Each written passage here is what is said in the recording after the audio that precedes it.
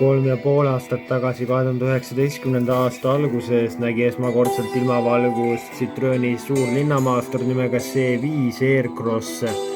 Tänaseks päevaks on aeg jõudnud kätte uuenduskuurile, nii et vaatame, millega siis tegemist on. Vaadates, kui ägedad on uus C4 ja uus C5X, on ootused uuenenud Aircrossil vägagi kõrged. Tere tulemast taas kord ühinema Naisluksuri proovisõidu saatega. Uus esiosa disain on tal nüüd siis olemas, mis tähendab seda, et tal on need siis ülemine leetule osa ja talumine osa on siis nüüd nagu kokku kasvanud, kui varasemal mudelil oli see eraldi. Ja ka Citroeni logo ei ole enam, ei jookse siis kokku selle iluvõrega.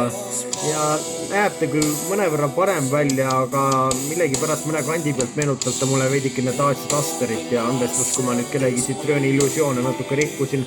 Aga tõepoolest anda tagaosa disain ka siis uuem ja ka veidikene ägedam ja olemata ka pistik hübriidversioonina saadaval. Pagasruumi mahub tal 460 liitrit, siis pistik hübriidversioonil aga 600 liitrit tavalisel versioonil ja tagaistujatel on ka vägagi palju jalaruumi ja ka pearuumi ja kogu selle olukorra teeb veel lahedamaks see, et seal on 3 eraldi seisvat istet, mis tähendab, et seal on ruumi päris rohkelt.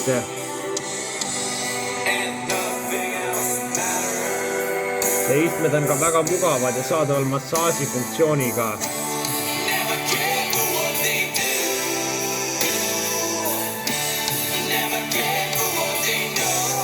Ka interiöör on saanud endale veidikene uuema kuue. Nagu ma juba mainisin, väga mugavad istmed, kuigi selle disainist võib leida sellised natukene veidraid väljanägemisi ja mis meenutavad veidikene neid vanemaid Citroene, mis nägid üpriski veidrad välja ja siin ei ole kogu see veidrus kaugeltki mitte kadunud. Küll aga on olemas siin uus 10-tolline multimeediasüsteem, mis on üpriski hea ja millel on Android Auto, Apple CarPlay juhtmevabalt ja ka juhtmevaba telefoni laad ja leiad sa sealt endale ja 12-tolline digitaalne näidikublokk. Ja ära on kaotatud ka automaatkäigukastise valits ja nüüd on seal kõigest käiguvahetusnupud olemas, ehk siis PÖH, RNT, kõik need käigukasti nupud on olemas, aga seda suurt valitsejat seal enam ei ole, ehk siis teeb see selle suurema ruumikuse, võimaldab sinna.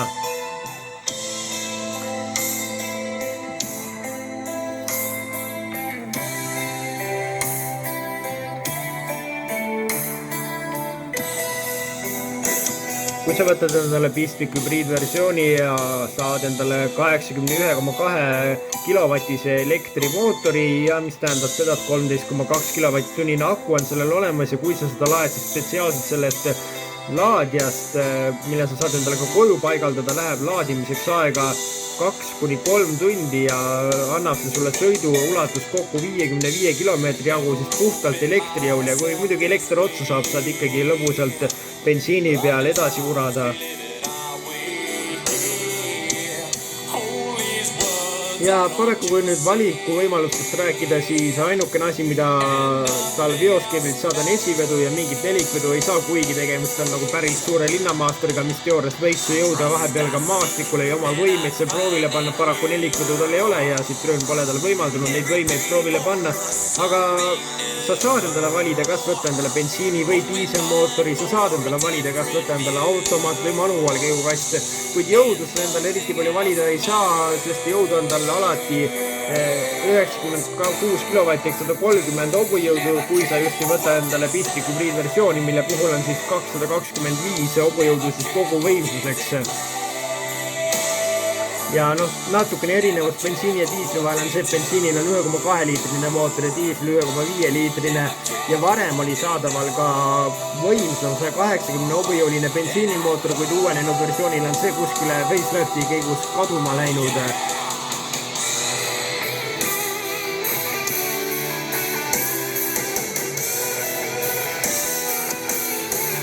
Hind on ka talle varasemaga päris kallimaks läinud. 2019. aasta alguses said kätte endale Aircrossi kõigest 21,5 euroga. Nüüd ronib tema hind algusesse 28 900 eurost ja lõpetuseks küsib endale kusagil 39 000 eurot kenasti ära ja kui sa tahad endale pistik hübriidversiooni, pead sa leidma endalt kuskilt 44 000 eurot.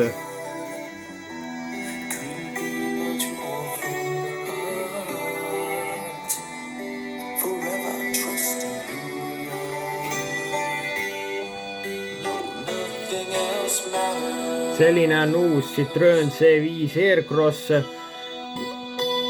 millel kütusekulu on ka päris normaalne, ehk seal 5 ja 4 liitrit 100-le, kuid tõepoolest võiks tal olla vähem selliseid veidraid disainilahendusi, tal võiks olla rohkem erinevaid jõuallikaid ja võiks olla ka nelikvedu, sest praegu on selline nagu mitte päris kõige parem sooritus Citroenilt ja oleks saanud paremini, vaadates siis uusi häid mudeleid, siis nagu C4 ja ka C5 siis X-versioone.